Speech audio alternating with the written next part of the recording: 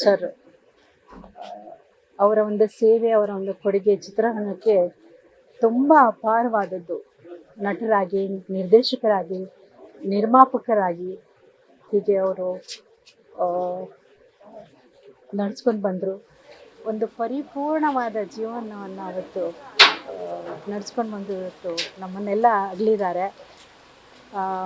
ದ್ವಾರಕೀಶ್ ಅವರು ಅಂದರೆ ತುಂಬ ಹೆಮ್ಮೆ ಅನಿಸುತ್ತೆ. ಎಂತೆಂಥ ಪಿಕ್ಚರ್ಗಳನ್ನ ಕೊಟ್ಟಿದ್ದಾರೆ ಅಂದರೆ ಅವರು ಆಗಿನ ಕಾಲದಲ್ಲಿ ವಿದೇಶಗಳಲ್ಲಿ ಚಿತ್ರಗಳನ್ನ ಶೂಟ್ ಮಾಡಿದ್ದಾರೆ. ತುಂಬ ದ್ವಾರಕೀಶ್ ಅವ್ರ ಬ್ಯಾನರ್ ಅಂದೇ ಸಾಕು, ಎಲ್ಲೋ ಅದೊಂದು ಉನ್ನತ ಒಂದು ಇದರಲ್ಲಿ ಇತ್ತು ಆಗ. ಅಂಥ ಒಂದು ಬ್ಯಾನರಲ್ಲಿ ಒಂದು ದಿವಸ ನನಗೆ ಫೋನ್ ಬಂತು. ಅವರು ಅಷ್ಟು ಆತ್ಮೀಯರಾಗಿ ಮಾತಾಡ್ತಿದ್ರು. ನನ್ನ ಪರಿಚಯನೇ ಇಲ್ಲ ಆ್ಯಕ್ಚುಲಿ. ಅವರು ಫೋನ್ ಮಾಡಿಬಿಟ್ಟು, ಭವ್ಯ ಒಂದು ಪಿಕ್ಚರು ಮಾಡ್ತಿದ್ದೀನಿ ಕಣೆ, ಪ್ಯಾರ್ ಜುಗ್ತಾ ನಹಿ ಅಂತ, ನೀನು ಹೋಗಿ ಥಿಯೇಟ್ರಲ್ಲಿ ನೋಡು ಆ ಚಿತ್ರನ, ನಿಂಗೆ ಇಷ್ಟ ಇದ್ದರೆ ಮಾಡು ಕಣೋ ಅಂಥೇಳಿ ಅಷ್ಟು ಆತ್ಮೀಯವಾಗಿ ನನಗೆ ಹೇಳಿದರು. ಅದು ಇವಾಗ ನೆನೆಸ್ಕೊಳ್ಳೋದಲ್ಲ, ಪ್ರತಿ ದಿನ ಪ್ರತಿ ಕ್ಷಣವೂ ಕೂಡ ನಾನು ನೆನೆಸ್ಕೊಳ್ತೀನಿ. ಯಾಕೆಂದರೆ ಅಂಥ ಒಂದು ಅವಕಾಶವನ್ನು ಕಲ್ಪಿಸಿಕೊಟ್ಟಂಥವ್ರು ನನಗೆ ಒಂದು ಬ್ರೇಕ್ ಸಿಕ್ಕಿದೆ ಆ ಒಂದು ಚಿತ್ರದಲ್ಲಿ.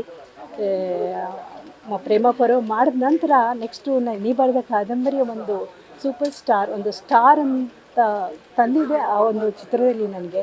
ಅಂಥ ಒಂದು ಅವಕಾಶವನ್ನು ಅವ್ರು ನನಗೆ ಕೊಟ್ಟರು. ಆ ಚಿತ್ರ ನೋಡಿಬಿಟ್ಟು ನಿನ್ನ ಕ್ಯಾರೆಕ್ಟರ್ ಇಷ್ಟ ಆದರೆ ಹೇಳು ನನಗೆ ಅಂದರು. ಅದು ನೋಡಿಬಿಟ್ಟು ಅದು ಎಂಥ ಹುಚ್ಚರು ಕೂಡ ಮಾಡಲ್ಲ ಅಂತ ಹೇಳಲ್ಲ, ಆ ಥರ ಒಂದು ಕ್ಯಾರೆಕ್ಟರ್ ನನಗೆ ಕೊಟ್ಟರು. ನಿಜವಾಗ್ಲೂ ಆ ಥರ ಒಂದು ಆರ್ಟಿಸ್ಟ್ಗಳಿಗೆ ಆ ಥರ ಕ್ಯಾರೆಕ್ಟರ್ ಸಿಗೋದೇ ಅಪರೂಪ. Really I am blessed. ತುಂಬ ಒಂದು ದೇವರೊಂದು ಆಶೀರ್ವಾದನೇ ಇತ್ತು ಅನಿಸುತ್ತೆ. ಇವರೇ ದೇವರ ರೂಪದಲ್ಲಿ ನಮಗೆ ಆ ಕ್ಯಾರೆಕ್ಟರ್ ಕೊಟ್ಟರೋ ಏನೋ ಗೊತ್ತಿಲ್ಲ, ಅಷ್ಟು ಚೆನ್ನಾಗಿತ್ತು. ನೆಕ್ಸ್ಟು ನಾನು ಏನಾಯಿತು ಅಷ್ಟೇ ನನಗೆ ನೆನಪಿರೋದು. ಬಟ್ ಆಮೇಲೆ ನನಗೆ ಏನೂ ನೆನಪಿಲ್ಲ. ನೆಕ್ಸ್ಟು ಊಟಿಯಲ್ಲಿ ಹೋಗಿ ವಿಷ್ಣುವರ್ಧನ್ ಅವ್ರ ಜೊತೆ ನಾನು ಆ್ಯಕ್ಟ್ ಮಾಡಿದ್ದು. ಅದಾದ ನಂತರ ಭಾಳಷ್ಟು ಏನೇನೋ ಬಂತು ಗಾಸಿಪ್ಗಳು. ಬಟ್ ಇವರು ಅದನ್ನೇನು ಇದು ಮಾಡಿದೆ, ನನ್ನ ಭವ್ಯ ಬೇಕು, ಭವ್ಯ ಈ ಚಿತ್ರದಲ್ಲಿ ಇರ್ತಾಳೆ ಅಷ್ಟೇ.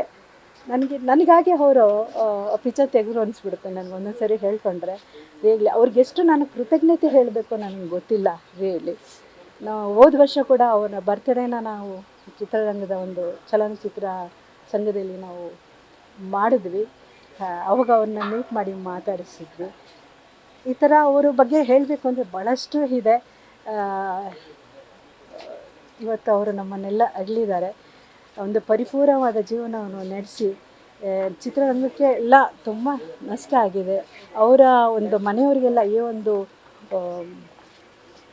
ದುಃಖವನ್ನು ತಡ್ಕೊಳ್ಳೋಕ್ಕೆ ಶಕ್ತಿ ಕೊಡಲಿ ಆ ದೇವರು.